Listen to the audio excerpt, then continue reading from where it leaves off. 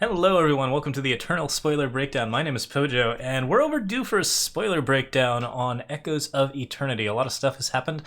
We had a release of basically a number of different Stranger cards. We did know that Strangers were coming back because, of course, we saw the Traverse Farm promo, but now the Strangers have sort of appeared. They are integrating into Zoltan culture, so we're going to be talking a lot about those. And there's also a bunch of new spoilers from the latest quarterly championships that we're going to be talking about as well, including this one, Majestic Sky, which is a 2-drop relic that says your units with flying have +1/+1, and ultimate pays 6 to draw a unit with flying of your choice from your deck. So a miniature obelisk for very, very cheap that only affects flyers and also manages to redraw a card with flying, so actually pays for itself once you get to 8. Seems like a really, really powerful card for flyers. Should be pretty interesting. It's definitely like not super high impact as a relic, but if you are playing on a deck entirely made of flyers, then yeah, obviously this is something that you're pretty willing to slot in because it's got a lot of value basically both early and late for getting you to the kind of flyers that you need. You can also use it to pull like some pretty big and scary flyers since you get to tutor for the flyer of your choice. So if you're like late in the game and you're looking for like 8 drops, you can pick up stuff like Island the Rising Storm, or well, actually any of the islands would do. There's a lot of like good dragons, of course. There's a lot of interesting options here in both Throne and of course Expedition to play around with, and this potentially allows for the introduction of a more flyer-focused Elysian deck. I actually had a decent amount of success playing Elysian with the Battlefield Instigator, which was a 2/1 flyer for 2 that gives Berserk to other units. That card was pretty good in the sort of like standard aggro stuff. It just kind of got outweighed by cards like Nash and, well, like basically Elysian just has like so many overstated units that it was very easy to sort of predict a path for what kind of deck that was going to be. But now that we have some ways to sort of buff flyers, that could potentially be something that has some other interests. So yeah, we're going to be going over all the cards here, but just going over the small ones first because we're trying to order them by size. And after that, we do need to talk about Strangers. So we have a bunch of new Strangers in Flame of Zolta. The main one here, they all have different mechanics, but basically they are all basically have been banished to Zolta, and they are integrating into Zoltan culture and doing things the Stranger way, as well as, of course, learning each other's tricks. So each of them has a different Stranger-based ability. These tend to be attack-focused triggers, or in some way related to like how many Strangers you have, a little bit less related to global buffs for Strangers. There are very few cards in this list that actually give some sort of buff to a Stranger unless the Stranger is doing something or causing something to happen. So, for example, Covetous Stranger here says when one or more Strangers attack, their owner creates and draws a treasure trove, which, of course, only triggers once per Stranger, but if you have multiple Covetous Strangers, you get multiple treasure troves. This card is interesting as a draft staple. I would say that it does give you some interesting card advantage in the form of basically, as long as you are attacking with this 2/1, you're getting a treasure trove every turn. That's a pretty reasonable thing to have on a 2/1, and if you want to play like a spell-focused strategy, Covetous Stranger kind of plays pretty well all on its own. And if you can reduce the cost of treasure troves, then you can do some pretty wild things with it. For example, you can Voltron this card up and then play Cinder Maw Toda to get like a bunch of free draws, very mid-game, not too hard. So like it only costs 1 for those. You can get discounts on them from like Calderian Cradle decks for Howling Peaks and Tamaris the Geomancer. There's a lot of different ways to take advantage of treasure troves. They are always card advantage that is very, very slow and very, very hard to use. I've generally found treasure troves to be pretty awkward, but this is something that might potentially have some strength in Expedition, possibly even in Throne if you were doing the right kind of stuff. Okay, other Strangers that we have access to. We got Lin Raise Stranger, one of the sort of big Strangers of the set. Whenever a player plays a Stranger, they stun a non-Stranger enemy unit. When Lin Raise Stranger attacks, play a 3/3 dragon with flying. Or Lin Raise Stranger, I can't remember which one it is. It's pronounced differently by 2 different cards. I believe it was established to be Lin Ray, but either way. So yes, whenever you play a Stranger, you stun a non-Stranger enemy unit, which is pretty handy unless you're playing the Mirror, in which case it's completely worthless, but kind of interesting because it does once again benefit you for playing lots of Strangers, and also this card has like a pretty reasonable stat line. It is a 4/5 that immediately stuns a unit when it comes out. So overall, pretty solid value. Get some decent stuff with that. When it attacks, you play a 3/3 dragon with flying immediately onto the board. That's a pretty wild amount of stuff. Thank you for the sub, Risper Visper. The message here is howdy stranger, which, yep. Okay, so yeah, Legendary Stranger looks like it's probably part of a cycle of Legendary Strangers, so we might be seeing a stranger worshipping each of the 5 different ancestors, which could be pretty interesting. This one certainly has got a lot of different stuff going on. Notably, the Stranger attacks ability is entirely selfish, so this card gets an ability that is unique to it without having a Stranger benefit attached to it, which is kind of something to note. The stun ability is really, really powerful. Obviously, the current Expedition format is really, really focused on Infinite Hourglasses. There are a lot of different decks that are currently playing it, where like they are playing Infinite Hourglass so frequently just for the advantages on Armar and Armadillo and Great Valley Smuggler that this card might not make a meta pick just because so many different decks will already have the Infinite Hourglass out by the time that Lin Raise Stranger comes down.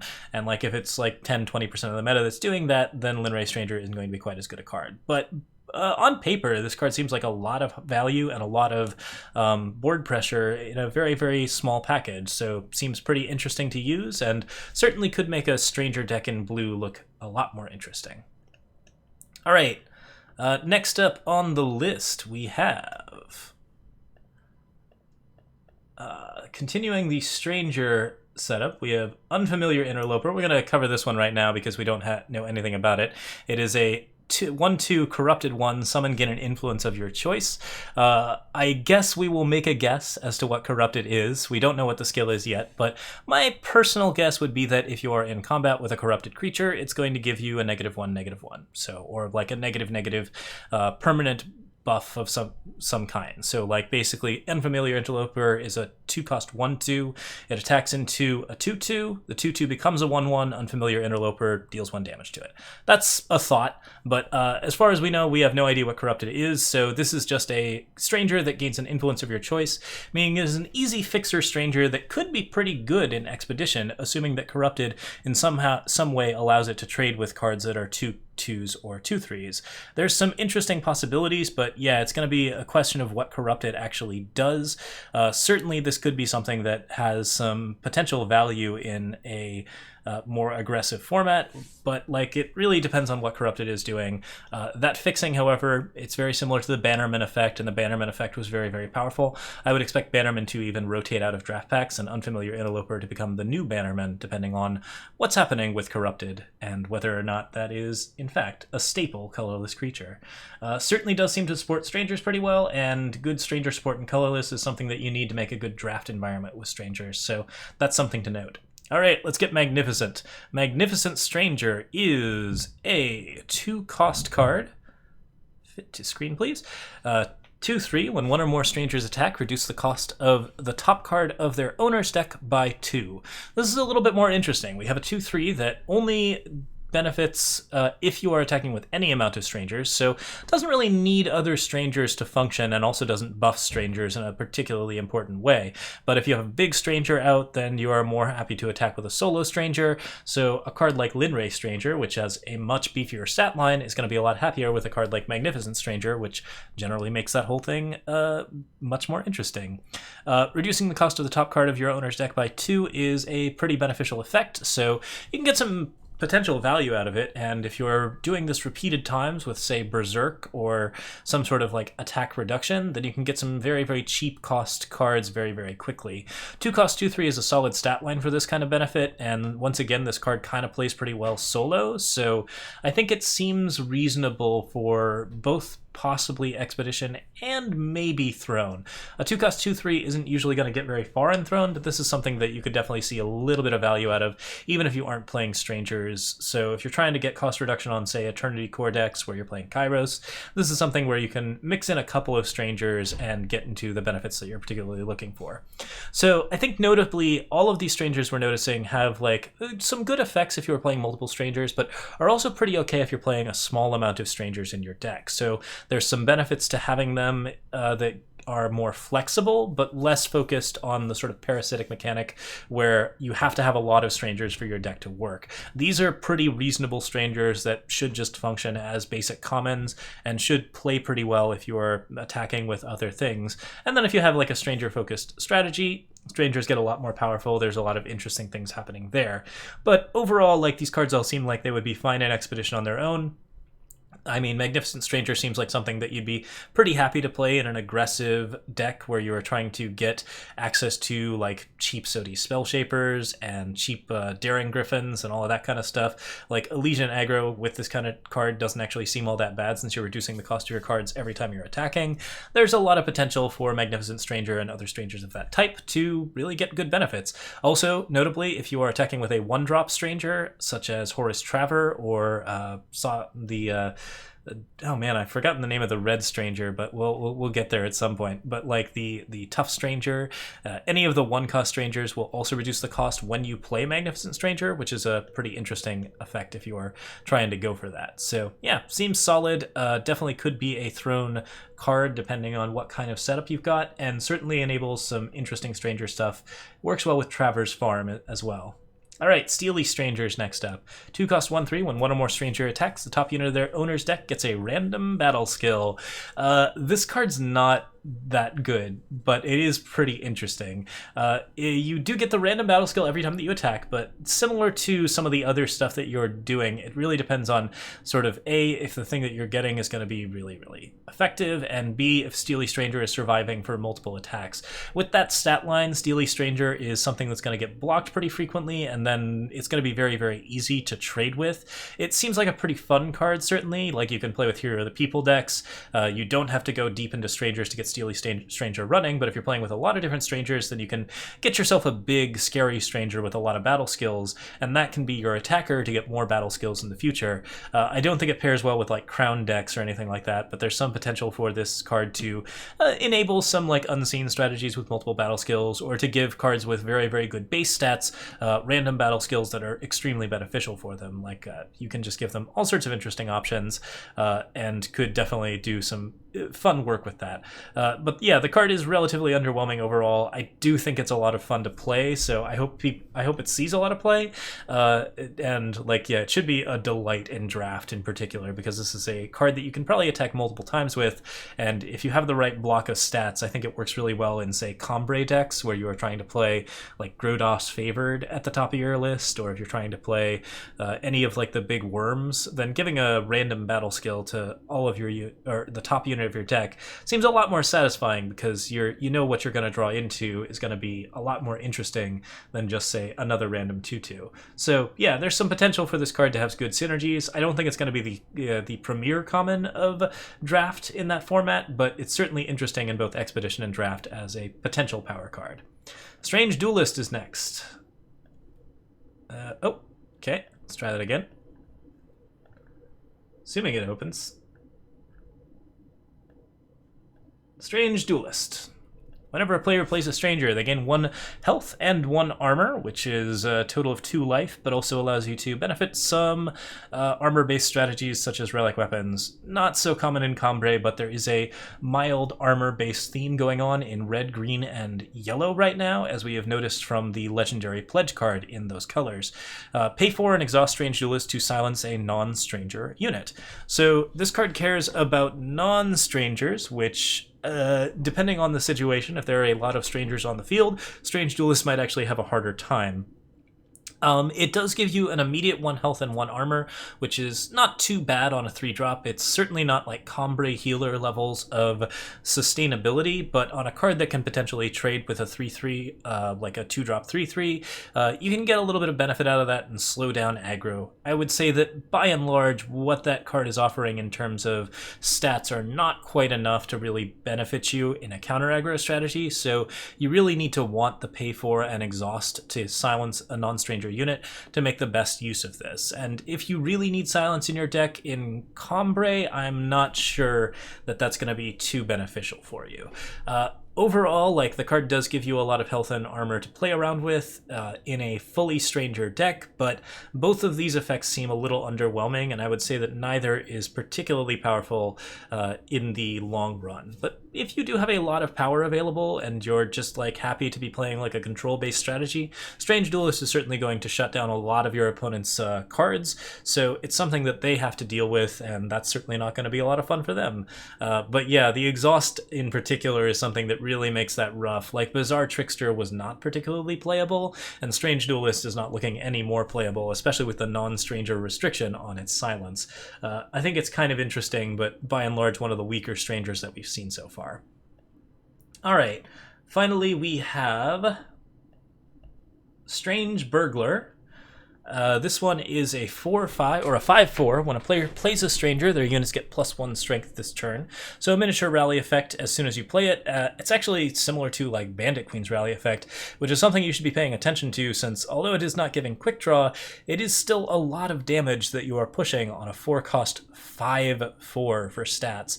Pay 2 exhaust Strange Burglar and sacrifice another units to draw 3 cards and take 3 damage. So clearly playing with Stone Scar tokens is the kind of thing this deck wants to do. There is a red, purple, yellow sacrifice theme in the next set, or at least it seems very likely that there will be, and based on, once again, the legendary pledge card, and also our sights and a lot of the other things that we've seen in those colors.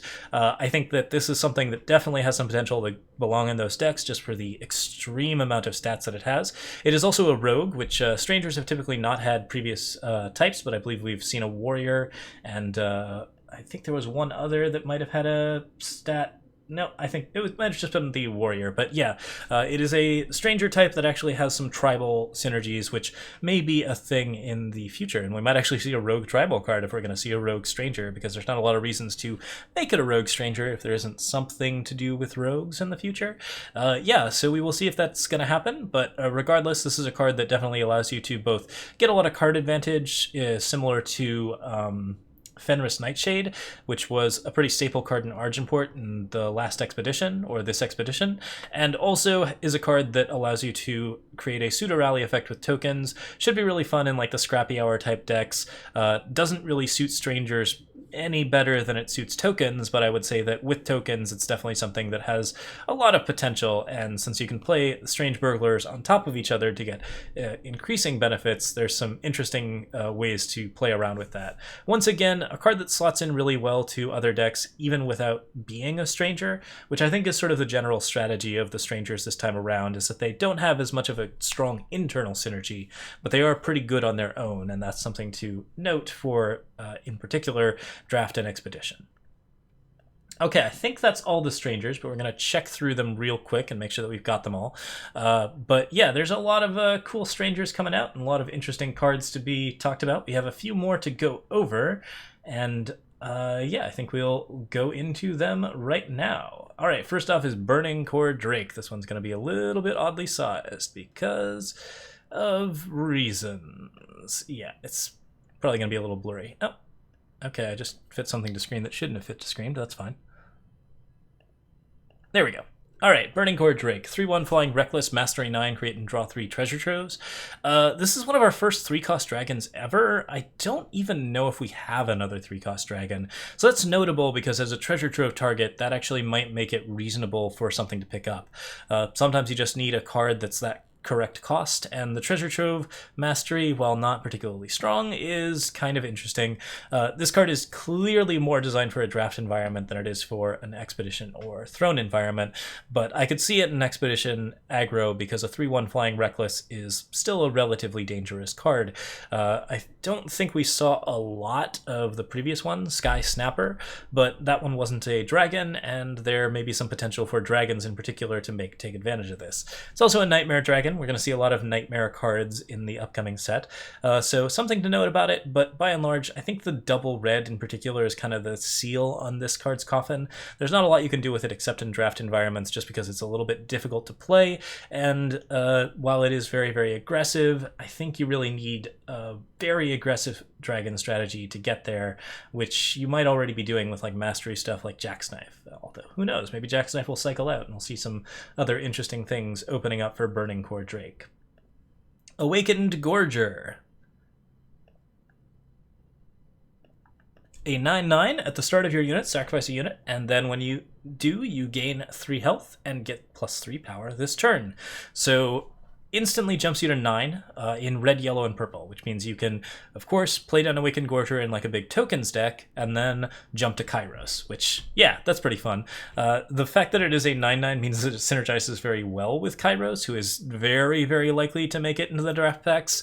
I would say that this is something that supports that kind of strategy in a pretty interesting way, and because of the massive card draw of Kairos, that might be a potential strategy in Expedition, or even in Throne. Certainly, Obrak the Feaster, the previous 7/7 that at the start of your turn sacrificed a unit, was not a particularly playable card, but Awakened Gorger can sacrifice itself and still get you to 9 power, which is something to note. So there's some potential there to really get into some interesting situations. As long as the card survives for a turn, then you are getting a bunch of power out of it at the very least, and if it survives for the turn and like your opponent doesn't do anything about it, or if you try to return and you've got something to sacrifice, you've got a 9/9 on board, which is something that your opponent is not going to be very happy with. Like, overall, this card offers a lot of stats for value, and the sacrifice ability is strong enough that you're probably not feeling too bad about sacrificing it in a deck that is playing a lot of really, really high-cost cards.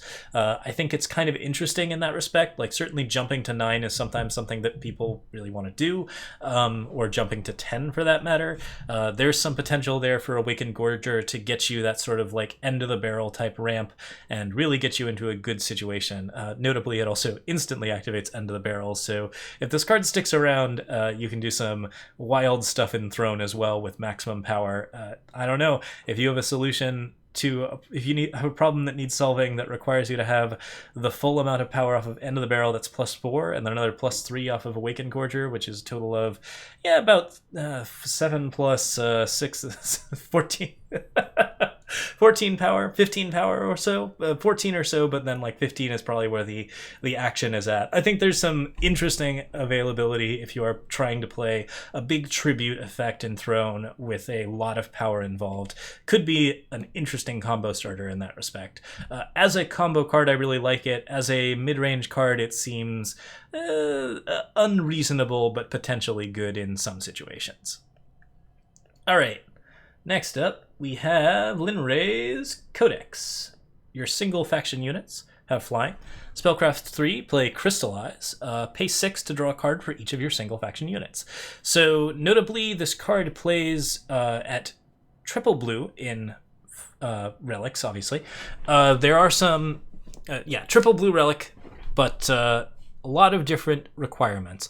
I have seen, I think I literally just ran into a mono blue control deck that might kind of like this card. It is a little bit difficult on some allies. Like, the fact is that if you have the flying units, you're probably... It's a relatively minimal effect for a 4-cost relic in terms of board presence. The Crystallize on the 7 cost is a lot more interesting, but also, like, if you're playing Crystallize for something, you probably don't care as much about the flying effect. The Pay 6 ability is also very good, but that's when you're getting up to like 10. So this is a card that really kind of shines in the late game, but also gives you access to, of course, the ability to give flying to Jotun Feastcaller, Roast, the Walking Glacier, any number of like really aggressive blue cards. Another good one is Jaral Iceheart, who I will constantly reference, even though that card has never been successful in any sort of deck. Certainly it is an available option, at least, to give it flying in a spell-less deck with spellcraft options. This does trigger, of course, muster and spellcraft, both notable things if you are trying to do particular setups. It is a large relic, which means it can be grabbed with Lin Raise, or Larai, rather, the Appraiser. There's a lot of interesting ways that you can play around with this card, and certainly it provides you with a really sizable amount of card draw. I would say it compares disfavorably to previous card draw engines, such as Chalice of Harmony, but by and large, this is something where you can... Oh, Crystalline Chalice, that's what it's called. Definitely something that you can get a lot of card draw advantage out of, and also get a lot of interesting evasion out of. So yeah, there's some pretty fun stuff on that front. Overall, seems cool, but definitely a little bit overcosted for the kind of effects that you want to be going for. Could be the next like Temporal Distortion level annoyance in a control deck, but it's a lot of work to get there. All right, Waystone Gate. Pay 3 to draw a sigil of your choice from your deck. After the third use, sacrifice Waystone Gate. Entomb, if it's your turn, you play an 8/8 Giant, which is that Gladiator Brawler right there. Yeah, so this is a card that is generally more expensive than Guard Tower, which was a card that didn't see a lot of value in any sort of Expedition or Ranked format. So Expedition or Throne, I don't think that it's going to be particularly popular. If you can trigger the Entomb on your turn early, then you can get a very cheap 8/8 Giant, and that's something that might work out if you have some way to sacrifice a relic and get some benefits out of it that way. So you can like pay 3 to draw the sigil if you need it, and if you don't need it, you can throw it away to some sort of sacrifice a relic to deal damage effect, like Lethrai Lobotomy. That's a kind of an interesting option, since triggering the Entomb is not a requirement of the gate itself. And also, the card pulls a lot of cards for you in general. It gets you extra power, which is always important. It fixes for you, which is always important. It's just very, very slow. So Expedition-wise and Throne-wise, I'm skeptical that it's going to see a lot of value.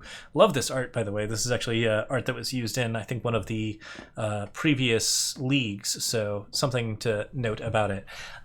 Yeah, this is a pretty cool card on a lot of different levels. I think in Draft it's particularly powerful because it is a fixer that for all of your big stuff that also plays more big stuff, and that's always something that's worth noting. It definitely plays around in the same way as Arachnidon Egg, with a little bit more investment for a much larger egg. So yeah, it's potentially pretty strong, but I would say that overall this card's mostly going to be shining in limited environments rather than in Expedition or Throne. Okay, and that leaves, I think that's actually all of them. It's possible I missed one or two, but looks like we got the majority of them, so that's a pretty wide list. I think I've got one more, so let me double check for it real quick. Yeah, Gorger, Majestic Skies, Lin Raise Codex. No, I think we're good to go.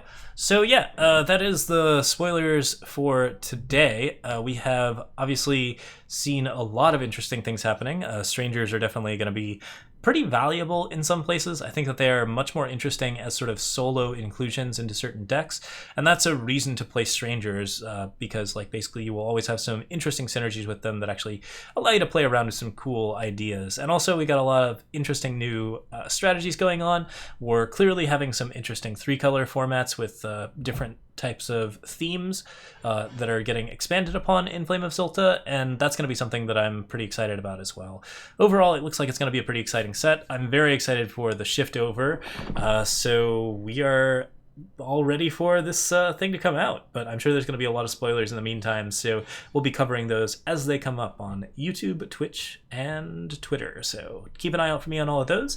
And as always, if you would like to subscribe, the button down below, and you can find me on Patreon as well if you would like to support this stream. Thank you so much for watching, and I will see you all next time. Have a lovely evening. Cheers.